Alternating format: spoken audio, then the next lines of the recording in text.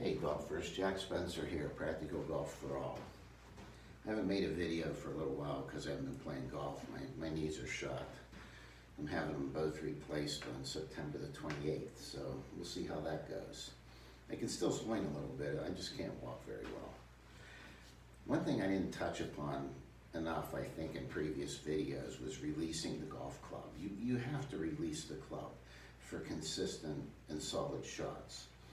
If you've worked on your swing and you've got that nice little inside approach going on your downswing, but you're still hitting everything out to the right, or top coming over the top of it occasionally, or chunking it, it's probably because you're not releasing the club properly.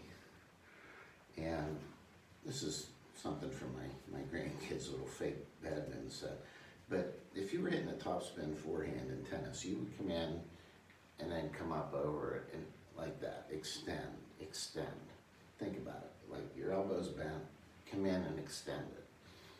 Or if you were hitting a topspin backhand and you did it the old-fashioned way with one hand, and you would hit it, come in, and it would naturally want to come up, extend and come up through it. That's the same motion you want in your golf swing in order to release the club head properly. How you achieve that is, supposedly Lexi Thompson thinks about just turning her left hand over through impact. That's probably a decent way of doing it, because if you start thinking too much about right-handed, you might flip it. But if you think about your right hand actually turning over but extending, then you're probably not going to flip the club. It's going to come down like this, and it's going to extend down the target line. Think about pointing the toe of the club where you want the ball to go.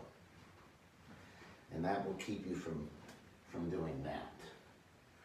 You want to extend it. But if you don't let the club face begin to turn over through impact, you're not going to get as solid shots as you would normally expect or like to see. It has to release. And if you look at a video of a touring pro and they get to here, their right hand and arm has rolled over the left, and the toe is going to be pointing. They're going to be extended. The club's going to be extended down the target line.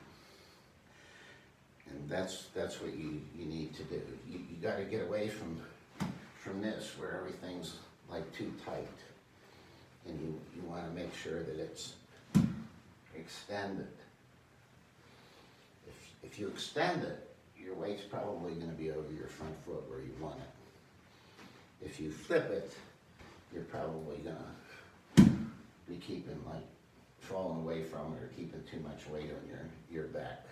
So extend. And go ahead, let that club turn over. If you start to hit too big of hooks, then you know you're doing it right. It's easier to back off from something like that than it is to develop that thought of going ahead and letting the club do what it naturally wants to do. So I hope this helps, and maybe I'll see you in a couple of months with 2 new knees. Thanks.